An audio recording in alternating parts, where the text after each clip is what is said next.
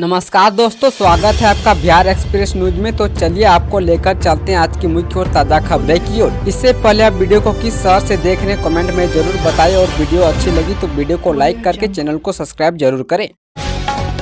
Darbhanga bypass line से बढ़ेगी रफ्तार, घटेगी कोसी मधुबनी की दूरी। खंडित मिथिला एक बार फिर से एक हो गई है। भारतीय मंडल की धरती से जानकी नगर की तक आना जाना अब सुगम हो जाएगा। समस्तीपुर मंडल में दरभंगा बाईपास नई रेल लाइन की करकाटे से सिसो स्टेशन के बीच नवनिर्मित रेल लाइन पर नवरात्र के दिन ट्रेनों का परिचालन शुरू कर दिया गया है। इससे कोसी से दरभंगा मधुबनी की दूरी घट जाएगी। प्रारंभिक चरण में इस लाइन पर केवल मालगाड़ियों का परिचालन होगा। वहीं दरभंगा बाईपास लाइन तैयार होने से अब रक्सौल, जयनगर, सीतामढ़ी, नरकटियागंज जाने के लिए दरभंगा होकर ट्रेन नहीं गुजरेगी। अब सरायगढ़ से निर्मली, झंझारपुर से सीधे बाईपास लाइन होते हुए ट्रेन जयनगर, नरकटियागंज, सीतामढ़ी के लिए निकल जाएगी। इस बाईपास लाइन पूरी होने से अब कोसी से दरभंगा मधुबनी की दूरी काफी घट जाएगी।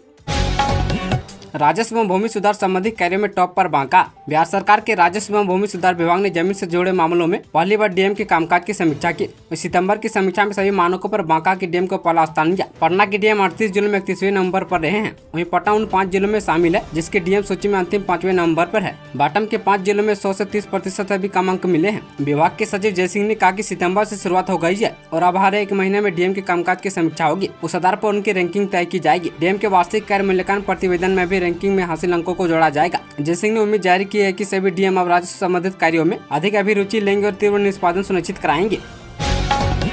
2025 में शुरू हो जाएंगे पटना मेट्रो के ये 5 स्टेशन। पटना मेट्रो के कॉरिडोर 2 में प्रायोरिटी वाले कॉरिडोर रूप में चिन्हित मलाई पकड़ी आईसीटी रूप पर आधारभूत संरचना का निर्माण कार्य तेजी से चल रहा है। वहीं सब कुछ ठीक रहा तो दिसंबर तक इस रूट के 5 में से 4 स्टेशनों का ढांचा तैयार हो जाएगा। इसके बाद मार्च अप्रैल तक इन स्टेशनों को फिनिशिंग टच देकर काम पूरा कर लिया जाएगा। वहीं इस रूट के 5वें स्टेशन का निर्माण व्यक्त ट्रैफिक के कारण थोड़ा धीमा है, पर 2025 में इसका भी पूरा हो जाने की उम्मीद है। पटना मेट्रो के आधिकारिक सूत्रों के अनुसार 6.5 किलोमीटर लंबे इस कॉरिडोर पर 5 एलिवेटेड स्टेशन बनाए जाएंगे। इनमें से ISBT मालगाड़ी 0 माइल और भूतनाथ के पास बनने वाले मेट्रो स्टेशनों के लिए इंफ्रास्ट्रक्चर तैयार किया जा रहा है।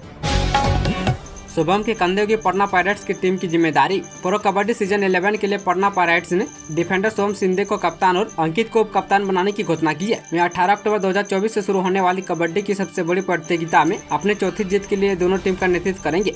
महाराष्ट्र के रत्नागिरी जिले के कोलकोयरी गाँव के रहने वाले 26 वर्षीय सोम सिंधे अपने सकारात्मक स्वभाव और अनुशासन के लिए जाने जाते हैं। उनकी अनूठी डिफेंडिंग शैली से हमेशा उनकी टीम को जिताने में मदद किया है। शुभम ने प्रो कबड्डी में 100 से अधिक खेले हैं। उनके पास अपने साख का समर्थन करने के लिए कई प्रभावशाली रिकॉर्ड भी दर्ज है। गृह मंत्रालय ने बढ़ाई चिराग पासवान की सुरक्षा, अब मिलेगा इस कैटेगरी का कवर। केंद्रीय मंत्री चिराग पासवान की सुरक्षा बढ़ा दी गई है। चिराग पासवान की सुरक्षा को गृह मंत्रालय ने बढ़ाया है। उन्हें अब जेड कैटेगरी की सुरक्षा प्रदान की जाएगी। यह निर्णय उनकी सुरक्षा चिंताओं के मद्देनजर लिया गया है। जेड कैटेगरी सुरक्षा आमतौर पर उच्च जोखिम वाले व्यक्तियों को दी जाती है। इस निर्णय से उनके समर्थकों में विश्वास बढ़ा है। गृह मंत्रालय समय समय पर सुरक्षा स्थिति की समीक्षा करता रहता है और चिराग पासवान के लिए सुरक्षा व्यवस्था तत्काल प्रभाव से लागू होगी। जेड कैटेगरी सुरक्षा में उच्च स्तरीय सुरक्षा प्रबंध शामिल होते हैं। इस सुरक्षा के तहत उन्हें सशस्त्र गार्ड की सुविधा मिलेगी। चिराग पासवान की सुरक्षा बढ़ाने का निर्णय हालिया घटनाओं के आधार पर लिया गया है। जेड कैटेगरी सुरक्षा में विशेष प्रशिक्षित कर्मियों की तैनाती होती है। ये सुरक्षा व्यवस्था 24x7 उपलब्ध रहती है। चिराग पासवान की राजनीतिक गतिविधियों में वृद्धि हुई है। वहीं उनकी पार्टी और समर्थकों ने इस निर्णय का स्वागत किया है। टैक्स को लेकर पटना नगर निगम हो सकते 26,000 घरों से वसूला जाएगा बकाया लगान। पटना नगर निगम अब ऐसे लोगों पर एक्शन लेने जा रही है जो वर्षों से अपार्टमेंट के फ्लैट में रह रहे हैं लेकिन संपत्ति कर जमा नहीं कर रहे हैं। इस सर्वे में 26 ऐसे फ्लैट की पहचान की गई है जिनका अब तक किसी तरह से असाइनमेंट नहीं हुआ है। इन फ्लैटों में रहने वाले लोगों को निगम प्रशासन ने नोटिस भेज दिया है। वहीं उन्हें खुद से इसकी नापी करानी होगी और इसकी जानकारी निगम प्रशासन को देनी होगी। इसके बाद निगम प्रशासन संपत्ति कर का हिसाब लगाकर बकाया शुल्क की जानकारी देगा। इसके लिए लोगों को 31 दिसंबर तक का समय दिया गया था। इसके लिए लोगों को 31 सितंबर तक का समय दिया गया था। जिन्होंने स्थिति तक टैक्स नहीं जमा किया है उन पर 100% तक का जुर्माना लगाकर वसूली की जाएगी। बिहार में तस्करी का नया कॉरिडोर नेपाल ही नहीं, कोरिया और म्यांमार से भी आ रहा आइटम। बिहार से गुजरने वाली ईस्ट वेस्ट कॉरिडोर तस्करों का नया रास्ता बन गया है। इस रास्ते तस्करों की आवाजाही बड़े पैमाने पर हो रही है। नेपाल से सटे होने के कारण इस सड़क का उपयोग तस्कर बड़े पैमाने पर करने लगे हैं। नेपाल ही नहीं बल्कि म्यांमार और कोरिया तक से इस रास्ते माल ले जाने की खबर आए दिन आती है। वहीं शराब, सिगरेट, कोकीन और हीरोइन तक की बरामदगी भी पिछले कुछ दिनों में हुई है। डीआरई सूत्रों के मुताबिक जाँच में यह बात सामने आया है कि पुराने तस्करों का एक सिंडिकेट इसी रास्ते विदेशी सिगरेट की सप्लाई कर रहा है। सीमा शुल्क आयुक्त डॉक्टर एस वर्धन पाठक ने बताया कि तस्करी के खिलाफ लगातार अभियान चलाया जा रहा है और अभियान आगे भी जारी रहेगा। तस्करी में शामिल लोगों के खिलाफ बड़ी कार्रवाई की जाएगी। बिहार में जीएसटी चोरी का बड़ा खेल, 200 कंपनियों पर शिकंजा, गरीबों के नाम पर फर्जीवाड़ा। बिहार में बड़ी संख्या में खोखा या फर्जी कंपनी बनाकर जीएसटी के अंतर्गत इनपुट टैक्स क्रेडिट चोरी का खेल चल रहा है। केंद्रीय जीएसटी महकमा ऐसी 200 से अधिक संदिग्ध फर्जी कंपनियों के खिलाफ जांच में जुटा हुआ है। इस वर्ष अब तक दर्जनों ऐसी कंपनियों का निबंधन रद्द किया गया है। जल्द जीएसटी महकमा ऐसी कंपनियों के खिलाफ राज्य भर में व्यापक अभियान शुरू करने की तैयारी में है। इसमें शामिल बड़े माफिया को जल्द दबोचा भी जाएगा। इसे लेकर गया, औरंगाबाद, सारण, दरभंगा, मुजफ्फरपुर, भागलपुर समेत अन्य जिलों में तेजी से पड़ताल जारी है। अन्य जिलों में तेजी से पड़ताल चल रही है। गौरतलब है कि इस वर्ष अगस्त में डीजीआई ने ऐसी फर्जी कंपनी का रैकेट चलाने वाले मुजफ्फरपुर के अयापुर मंडी से स्क्रैप के व्यापारी इसके मास्टरमाइंड प्रेम कुमार चौधरी को इससे जुड़े फर्जीवाड़ा के एक बड़े लिंक की जानकारी सामने आई है। इसकी जांच अलग से चल रही है। बिहार में नौकरी का मौका, बिजली कंपनियों में 533 पदों पर आंतरिक बहाली। बिहार में बिजली कंपनियों में 533 पदों पर आंतरिक बहाली होगी। इन पदों को Bihar state power holding company एवं इसके अनुशंसित कंपनियों में कार्यरत कर्मियों से ही परीक्षा के आधार पर भरा जाएगा। इसको लेकर 1 से 15 नवंबर तक ऑनलाइन आवेदन लिए जाएंगे। Bihar state power holding company ने बताया कि अभ्यर्थी अपनी शैक्षणिक योग्यता एवं अर्हता के अनुरूप पदों के लिए आवेदन कर सकेंगे। उपरोक्त पदों के लिए सीबीएटी परीक्षा होगी, जिसके लिए कार्यक्रम अलग से जारी होगा। बिहार में मानसून की विदाई, 20% कम बरसे बादल, यानी कहाँ कितनी हुई बारिश। पटना स्थित प्रदेश से मानसून की विदाई रविवार को हो गई है। शुक्रवार को मानसून के वापस जाने का सिलसिला प्रारंभ हुआ था। इस वर्ष प्रदेश में एक सप्ताह की देरी से 20 जून को मानसून ने दस्तक दी थी। 18 जून तक पूरे प्रदेश में इसका प्रसार हुआ था। इस सीजन मानसून की बारिश सामान्य से 20% कम हुई। इस दौरान औरंगाबाद, किशनगंज, नवादा और शेखपुरा जिलों में सामान्य से अधिक बारिश हुई है। इसके अलावा अन्य जिलों में 1 से 49% तक सामान्य से कम बारिश दर्ज की गई है। पटना जिले की बात करें तो यहाँ सामान्य से 39% कम बारिश हुई है। बेगूसराय में जल्द लागू होगा 6 लेन वाला पुल, बेगूसराय मोकामा के लोगों को मिलेगी जाम से मुक्ति। बिहार के पहले 6 लेन पुल से अगले वर्ष अप्रैल में गाड़ियों की आवाजाही शुरू होगी। मोकामा के ओटार बेगूसराय की सिमरिया को जोड़ने के लिए गंगा पर पुल का निर्माण किया जा रहा है। सिर्फ 8 जगहों पर सेगमेंट रखने का कार्य शेष बचा हुआ है। एनएचएआई द्वारा पुल को दिसंबर में लागू करने की योजना थी, लेकिन पिछले दिनों बाढ़ के कारण निर्माण पूरी तरह से ठप हो गया था। इसी कारण पुल चालू करने की संभावित तिथि बढ़ाकर अप्रैल कर दी गई है। गंगा पर 1.86 किलोमीटर लंबे पुल और दोनों तरफ 3015 मीटर लंबे 6 लेन और 3275 मीटर के 4 लेन अप्रोच का निर्माण किया जा रहा है। बिहार में पहली बार Asian hockey champion trophy, CM Nitish trophy गौरव यात्रा को दिखाएंगे हरी झंडी।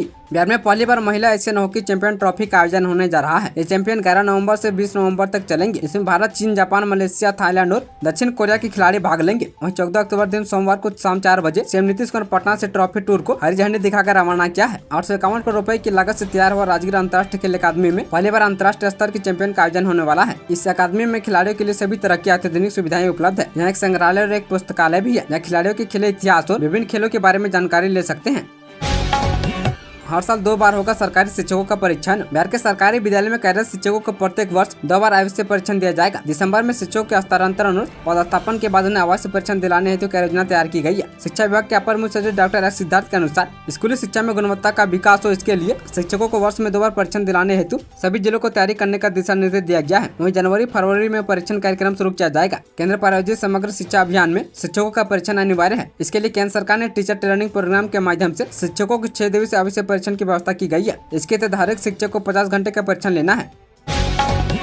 बाढ़ से मची तबाही का आकलन करने में जुटी नीतीश सरकार। बिहार सरकार के आपदा प्रबंधन विभाग ने राज्य के विभिन्न जिलों में बाढ़ से नुकसान की सभी विभागों से रिपोर्ट मंगाई है। आपदा प्रबंधन विभाग द्वारा समेकित रूप से नुकसान की रिपोर्ट तैयार की जाएगी। इस रिपोर्ट के आधार पर आपदा प्रबंधन विभाग द्वारा एक प्रेजेंटेशन तैयार किया जाएगा। बाढ़ से भी नुकसान का आकलन करने जल्दी केंद्रीय टीम बिहार का दौरा करेगी। केंद्रीय टीम के समक्ष सड़क, फसल, घर व जाल माल को हुए नुकसान की रिपोर्ट पेश की जाएगी।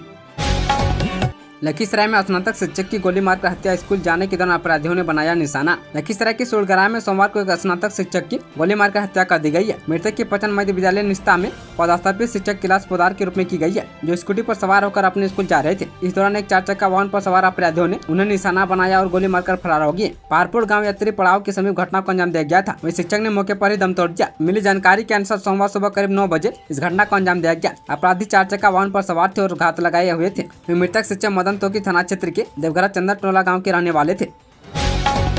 पटना के घर के कमरे से मिला छात्र का जला हुआ शव, बीपीएससी परीक्षा की कर रहा था तैयारी। राजधानी पटना की पीरबहोर थाना क्षेत्र में एक घर के कमरे से छात्र का जला हुआ शव मिला है। घटना की सूचना मिलने के बाद पुलिस की टीम मौके पर पहुंची हुई है। वहीं जांच के लिए एफएसएल टीम को भी बुलाया गया है। पुलिस इस मौत को हत्या और आत्महत्या एंगल दोनों से जाँच कर रही है। मृतक की पहचान मयंक कुमार के रूप में की गई है। यह घटना बाकरगंज इलेक्ट्रॉनिक गली की बताई जा रही है। फिलहाल मामले की जाँच में पुलिस जुटी हुई है।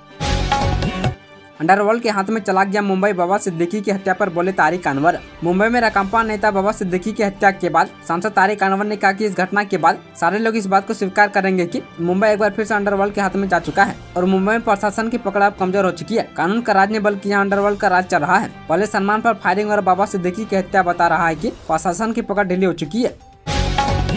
जीतन मांझी की चुनावी अखाड़े में पीके की चुनौती। बिहार विधानसभा की 4 सीटों पर उपचुनाव की घोषणा भले न हुई हो, लेकिन दलों ने तैयारी और नेताओं ने बयानबाजी शुरू कर दी है। केंद्रीय मंत्री जीतन मांझी इमामगंज विधानसभा सीट पर होने वाले उपचुनाव में जनसुराज पार्टी के उम्मीदवार उतारने पर जीतन मांझी ने कहा कि हर कोई उम्मीदवार देता है, बहुत सारे निर्दलीय उम्मीदवार भी आते हैं। उपचुनाव को लेकर केंद्रीय मंत्री जीतन मांझी ने बड़ी भविष्यवाणी कर दी है। जीतन मांझी ने उपचुनाव के ऐलान से पहले जीत का दावा किया है। उन्होंने कहा कि इमामगंज में हम पार्टी के चुनाव जीतेगी।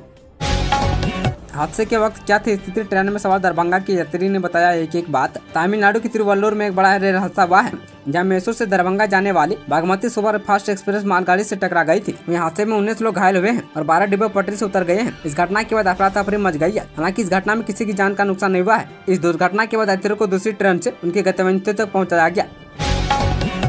बाबा सिद्दीकी की हत्या के बाद गुस्से से लाल हुए पप्पू यादव, लॉरेंस बिश्नोई गैंग को दिया चैलेंज। महाराष्ट्र में राजनेता सह उद्योगपति बाबा सिद्दीकी की हत्या पर एक बार फिर गुजरात की जेल में बंद गैंगस्टर लॉरेंस बिश्नोई चर्चा में है। दरअसल इस घटना के बाद पूर्णिया सांसद राजेश रंजन उर्फ पप्पू यादव ने इंटरनेट मीडिया पर एक पोस्ट कर फिलहाल खूब सुर्खियों में है। इस पोस्ट में उन्होंने यह भी कहा कि अगर कानून अनुमति दे तो 24 घंटे में लॉरेंस बिश्नोई जैसे 2 टके के अपराधी के पूरे नेटवर्क को खत्म कर दूंगा। इससे पूर्व सुरक्षा को लेकर उन्होंने सरकार पर भी करारा प्रहार किया है।